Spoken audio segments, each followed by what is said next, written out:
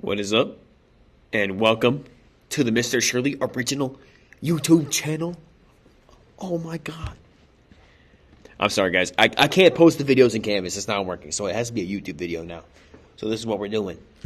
Let me see if I can change my camera to the document camera. Today, we're going to be doing Unit 1 only in this video. Then I'll make another video with Unit 2 and 3 and so on. Alrighty, this is the review for the semester exam. You already know. I forgot to say production. Yo, rate the quality. Rate the quality, bro. Alright, so also I know this mic is very bad. I'm sorry, guys. Please bear with me. If your headphones are not very good, that's on you, Chief. Buy some better ones. So, for the time being, I think I'm just going to start with Unit 1 here. You can see that Unit 1 begins on this review. I think it is labeled, actually. Yes. So we're going to do all the Unit 1 problems in this video. So I got to get started. I'm going to go kind of fast. Feel free to slow down the video, pause, rewind. It's just that this video is going to be like 40 minutes if I go too slow. So I don't have time for that, basically. So today, yeah, don't look at my thumb. Don't look at my thumb, guys. Ignore the thumb. We're going to use Unit 1. Now this is the good stuff. We got points. We got lines. We got planes. These are the undefined terms of geometry is what I would call them. The undefined terms. You may have heard that before. We use the undefined term to make axioms. Well, I mean, I guess we have axioms that say things about the undefined terms. And this is them listed out. Anyways. So, we're going to make a list of three collinear points. So, any three, collinear means being on the same line. And we're going to make a list of 3 points. All right, so my answer here should look like 3 points in a row. So I'm going to pick, let's see, A right here, B, and E. All those points appear to be on the same line, so I'm going to give them that right here. I'm going to say A, comma, B, comma, E. This is a list of 3 points, A, B, and E together. For 4 coplanar points, I'm going to pick any 4 points on this plane because they're all coplanar, and there's only 4 points to choose from, so I guess it's got to be those. I have D, B, E, and C. D, B, E, and C there. Now, you might be wondering, well, what does non-coplanar mean? Like, are all points coplanar? No. Remember, geometry is in 3D. So, for example, imagine this flat surface, like a flat piece of paper or something. And then there's a line cutting through the paper like this. There could be points up here that are off the paper and not on this plane. You can imagine a flat sheet. Obviously, there's points that don't belong on that flat sheet. That would be non-coplanar. And then here, the plane containing E is the script letter S. Sometimes you give it a curl to show that it's a script letter. Or you could also just say this is the same as the plane, D, B, E. Any 3 non-collinear points can make a plane. So I'm just going to pick D, B, and E just because I feel like it's weird. All right, you can also pick B, E, C, D, C, E, whatever you want to do. Right? So turn the page. That's the first little part. Alright, number 2 says, draw a diagram that shows 3 non-coplanar, this is supposed to say lines. 3 coplanar lines that intersect at 3 different points. So I need it to be coplanar, so I'm going to begin by drawing myself a plane. Alrighty, and I'm going to name my plane P, because labeling is important. So this is the plane P. On this plane, I need 3 lines that intersect at 3 different points. So these lines, for example, I'm going to pick 3 points. This is where my lines are going to intersect. And now I can just draw my lines through these intersection points. All right. So imagine this is like a piece of paper, and I've drawn 3 lines on it, and then I'm holding it like slanted towards the camera, right? Towards your eyeball. These are the 3 points. So I'm going to go ahead and label these points A, B, C. All right. And there we go. There's my 3 coplanar lines that do not intersect. They intersect at 3 different points. Now I want to draw and label a diagram. Actually, it didn't say and label, so I guess you don't have to label in the last one. Draw and label a diagram that shows the line ST intersecting a plane R at the point M. So it says at a point M. It doesn't say that only at point M. So, but I'm going to draw mine like this. For here, I'm going to draw a very slanted sheet. Very slanted sheet. Throw back to number 1 here. So this is my plane. It's leaning way back. And this is the plane script R. Right? This is the plane script R. That's why it looks like a different font there. It's supposed to be like a fancy R. And the point M. So this is a line ST. So I'm going to make 2 points here. S. And then down here is my point T. So ST is crossing through my plane, and it intersects right there, and that point has to be M. By the picture. Beautiful. We love it. Look at that gorgeous, lovely picture. So this line keeps going on. I'm going to dot it to show that it like goes through the plane there. But you can draw this a variety of ways. There's a few ways that you get it. There's no problem with drawing this line in the plane. It doesn't say that it can't intersect. So there's ST, and then I'll just put M over here. It's still intersecting the plane. They're still on the plane, as long as you call it R. I guess I would call this the, like, trivial answer. This is, like, the best answer, in my opinion. This is a better answer, because it's more clear what's going on in this picture. Anyways. On the next one, we want to find the distance between the points, Y and Z. There's a few ways to do this. You can always use the distance formula, which is d equals the square root of the difference in the x's squared plus the difference in the y's squared. But the astute among you may notice this is just Pythagorean theorem. So that's what I'm going to do here. I like the Pythagorean theorem more. I just like drawing pictures, so for me that's how I like to do it. Here I'm going from -4 to -5. So in the x direction, I've gone from -4 to -5, right? And then so I'm doing that's this guy. And then in the y direction, I've gone from 9 to 3. So I've gone down from 9 to 3. All right. So from -4 to 5, that's a distance of 1. From 9 to 3, that's a distance of 6. So the distance I'm after here, and remember, whenever you start asking about diagonal distances, geometry is weird about those. It doesn't like diagonals very much. You get some weird numbers you may not have seen before. So here, I know that the x and y directions are perpendicular on the plane, so this must be a right triangle, so I'm going to use Pythagorean theorem here to say this length is given by 6 squared, equals, not equals. That's why I use pencil, guys. 6 squared plus 1 squared is equal to c squared.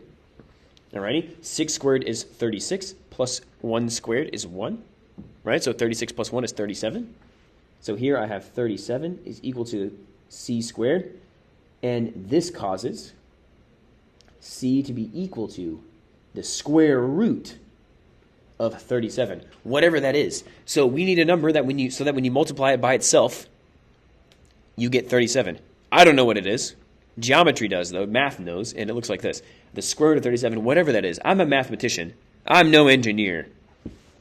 I'm a mathematician, so this is a good enough answer for me. I like that one. There's no way to reduce this number.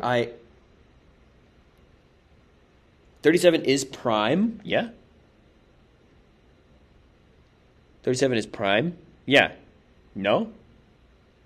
Yes. So, let's see here.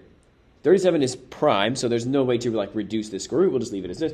But we know that it has to be, 36 is, the square root of 36 is 6, so this has to be around 6. I guess so if you wanted to know what it was, it's about 6-ish. A little bit more than 6. Alrighty? That is the distance between these points. So down here, we're going to keep going. Let's see number 5. Now we're moving on to angles, baby. So, in angles, let's see if I can use my vocab here properly. We want to use the figure to answer the following question. So here, if the measure of angle AOC is given as 7x minus 2, and the measure of angle DOC is given as 2x plus 8, and the measure of angle EOD is 27, find x. So I'm going to go in my picture and find. Here's AOC. That's this big angle. That is given as 7x minus 2. Alrighty? Then here we have DOC. That's 2x plus 8.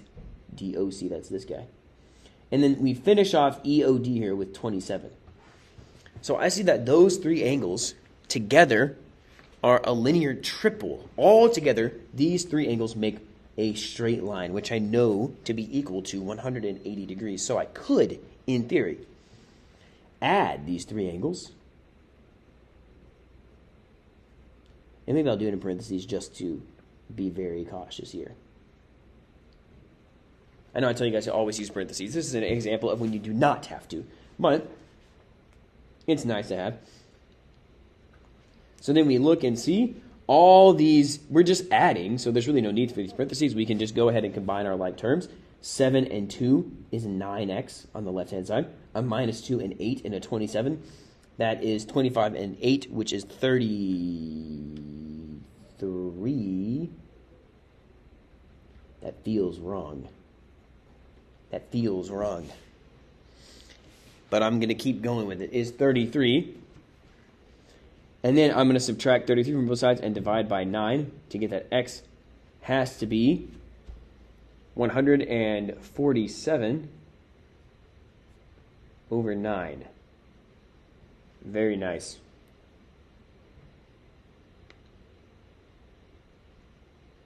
And I do not think these guys share any factors.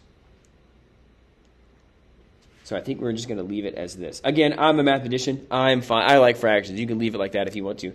But if you're curious, plug that in the calculator, get an answer for your x value. All right, down here for number 2, the measure of angle AOB is changed. It's now a new problem. Alrighty, new problem.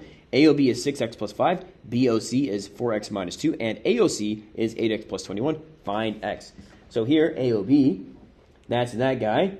BOC, that's this guy. And then 8x plus 21 going to AOC. That's them together. So, since AOB and BOC are adjacent to each other, these are adjacent angles, they add up to AOC. Do you guys see it starts at A, goes to O, which is the middle of both, and then ends at C. All right? These are adjacent angles, which means they can be added. So I'm going to take 6x plus 5. Oops, I did it again. Plus 4x minus 2 equals 8x plus 21. And then we will do some like terms here. I get x's on this side. I get 10x. Alrighty, and then I'm going to take my 5 and 2 and get a positive 3. And that's equal to 8x plus 21. Then I can keep going with my like terms. I'm going to move this guy over. Now, I see I'm moving my 8 over because I know that my x's will stay positive, and I just like that. You don't have to. You can do it however you want. I'm going to take away 8x from both sides, and I get 2x here equals.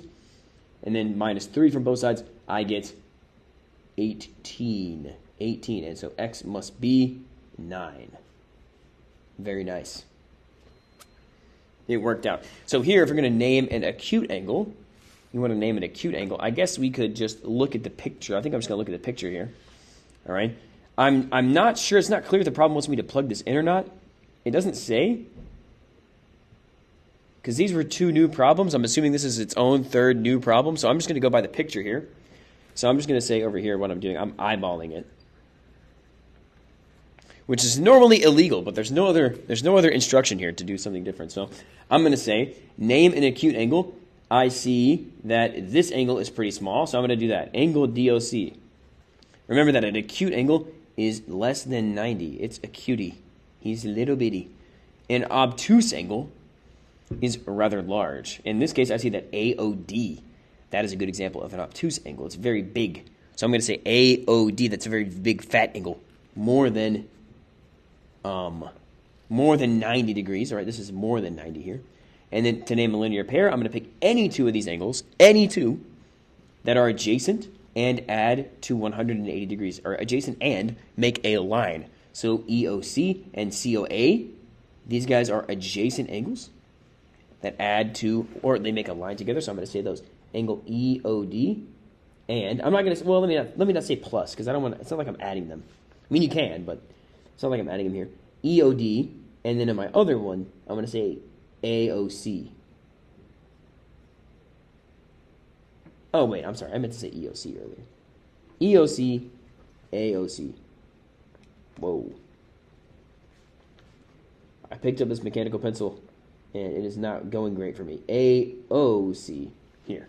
So that's this big angle and then this big angle here. Together they make 180 degrees. And then it says name a pair of adjacent angles. These are any two angles that are next to each other. Adjacent angles are next to each other. They can be added. They share a vertex and a wall. Right? Adjacent angles. So why did I draw two angle symbols? Look at that. What's going on here? Right? So to name a pair of adjacent angles, I am going to use DOC and COB, just to be different. Cobb. I have Doc and Cobb. Maybe a good name for like a, I don't know, like a book on World War, I don't know, bro. I don't know. All right, turn the page. We keep going with Unit 1 here. I believe this is still Unit 1. Yes, until it's not, we're not out of Unit 2. You're out of Unit 1 until we get to the next page. So we're going to do this last page here. E is the midpoint of the segment DF. DE is equal to 2x plus 4, and EF is equal to 3x minus 1. We're going to find DE, EF, and DF. Hint, draw a diagram. Always, bro. That's a big hint, always. So what I'm going to do for my diagram, I have... Guys, if you see a hint, take it, bro. Take the hint, man. Just use it. You don't have to reinvent the wheel, man. It's okay to use a hint. So... E is the midpoint of DF. So E is in the middle of D and F, and these segments are the same length. So there's my diagram. It says that the DE here to here is 2x plus 4. And it says that here to here is 3x plus 1. 3x minus 1. All right? I want to find DE, EF, and DF. So here I see these guys are literally the same. Since E is in the perfect middle, 2x plus 4 and 3x plus 1 represent the same length. So I'm going to add 1 to both sides, subtract 2 from both sides to get that 5 is equal to x. So I subtracted 2 from this side, I added 1 from this side, and I get x is 5. All right? So if x is 5, then how much is DE? Because remember, this is what we're doing. We're not done.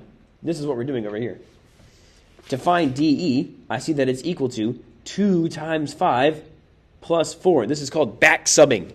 Now that I have the variable, I'm substituting it back into the problem, back substitution. So 2 times 5 is 10 plus 4 is 14. Now I could back sub in and get EF. I could back sub in and get DF. But why would I do that when I know that EF and DE are the same? That means that DF is also 14. I see that they're the same in the picture. So it's also 14. And then how much is the total length? I'm sorry, that was EF. Excuse me. I meant to say EF there. EF is the same as DE. And then DF, that's just the total length across the whole thing. So it must be 28. 14 plus 14. Alrighty, so I only had to back sub one time. There's my answers.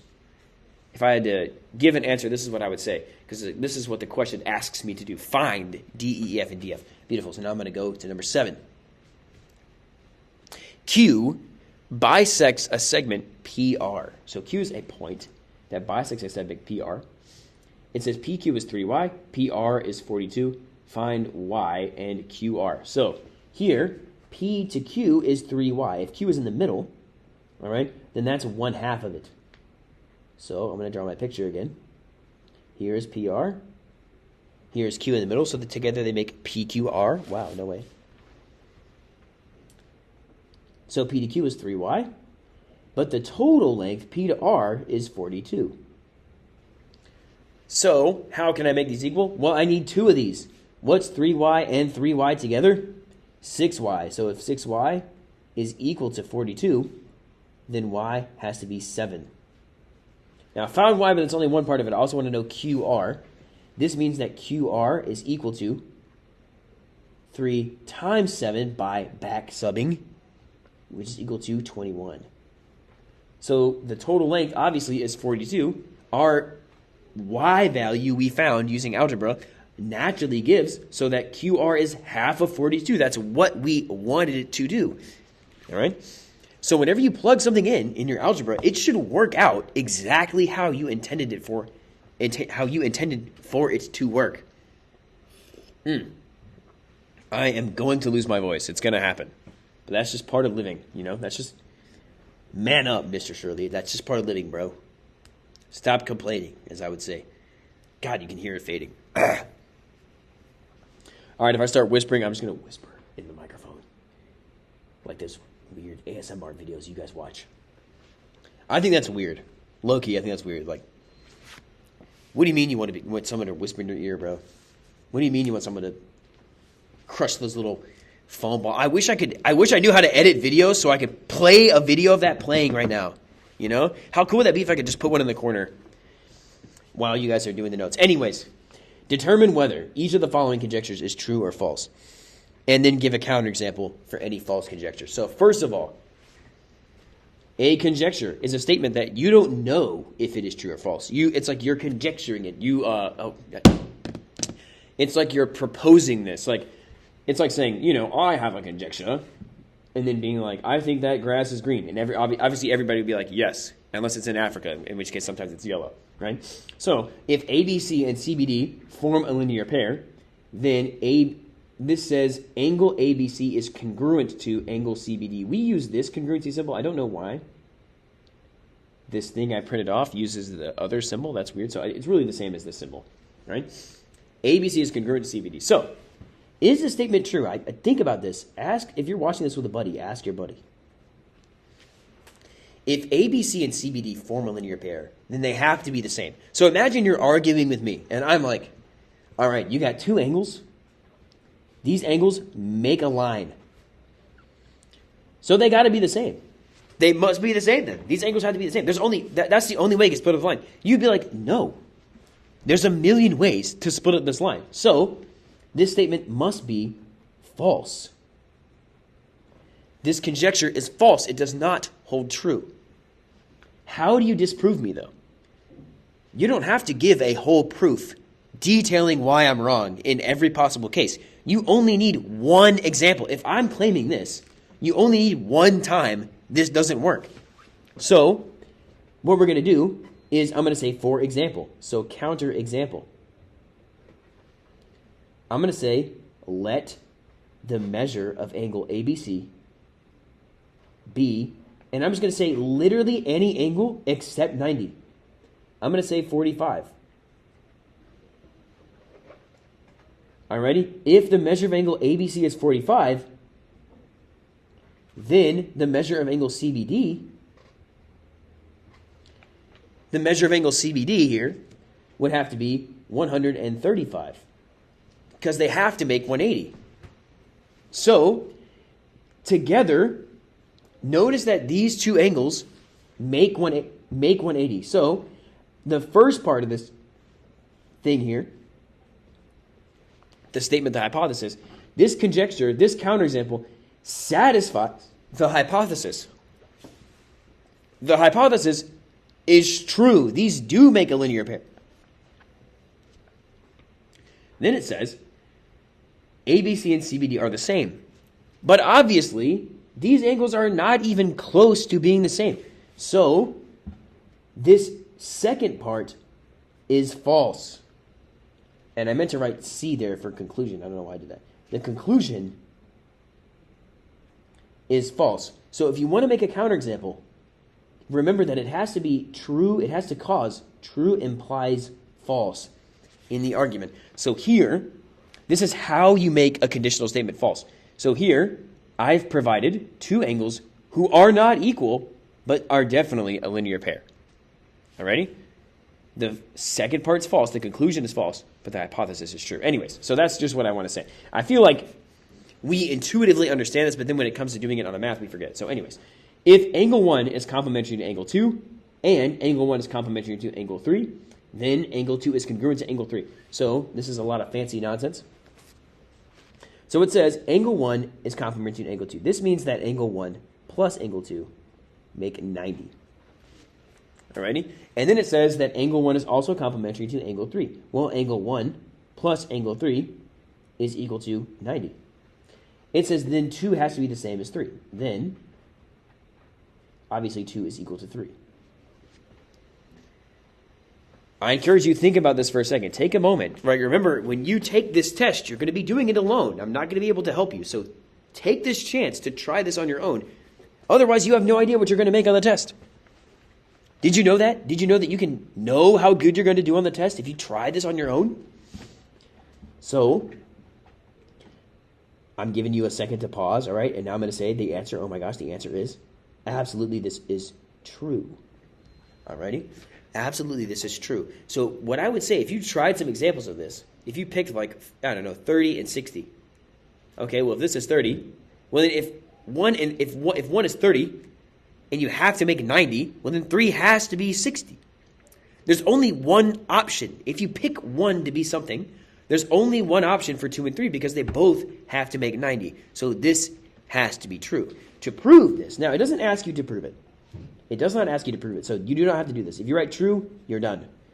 But just as an aside, if you wanted to prove this, you could use substitution. Angle 1 plus angle 2 is equal to 90. Angle 1 plus angle 3 is equal to 90. Alrighty? Now, I'm going to subtract this second equation from the first one. 1 and 1 cancel. 2 minus 3 over here. Angle 2 minus angle 3. And then 90 minus 90 is 0. So this here says angle 2 minus angle 3 is 0. So angle 2 must be equal to angle 3. Okay? So this is my, like if someone asks you to prove this, this is what you would do algebraically. All right, we'll keep going. It looks like we're going to have like 2 hours worth of video because we're not even done with unit 1 yet. So if ST and U are collinear and ST is equal to TU, then T is the midpoint of SU. So here's S. Alrighty. Here is U. It says ST is equal to TU. Okay. Well, if this length is the same as this length, is that a midpoint? Absolutely, that's true. And the proof for this is just the definition of midpoint. That's what midpoint says. So there's no proof to be done. And then here's I forgot to sign my proof. There's my little guy. Alrighty. Definition of midpoint, here's my little guy. That's my proof.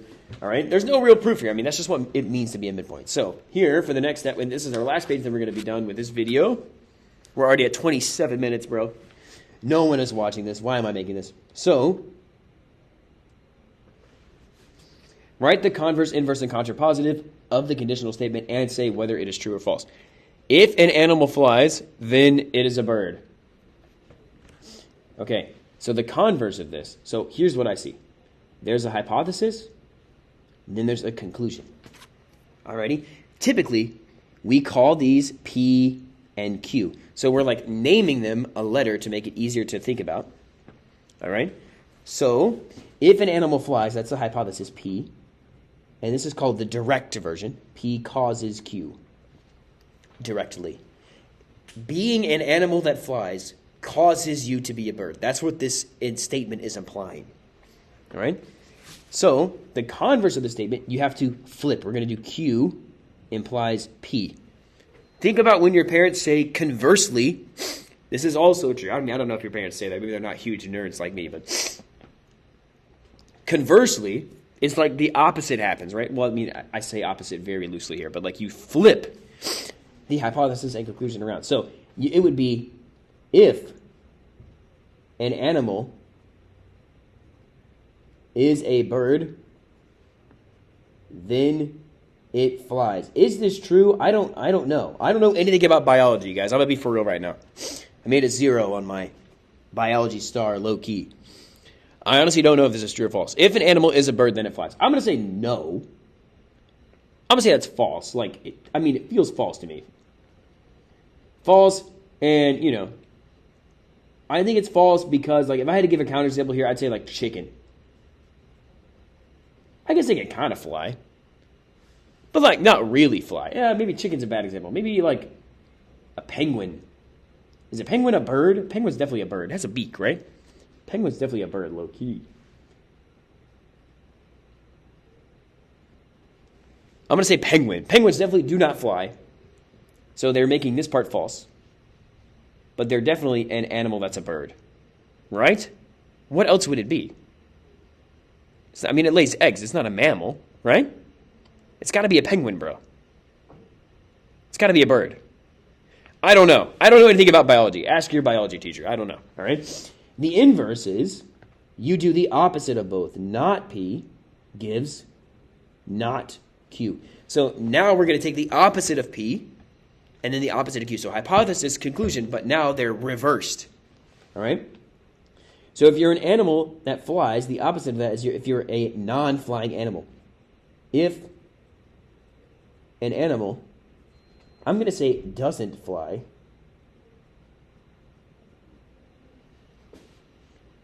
then it is, so I'm making the opposite literally. Not, the opposite of flying is not flying.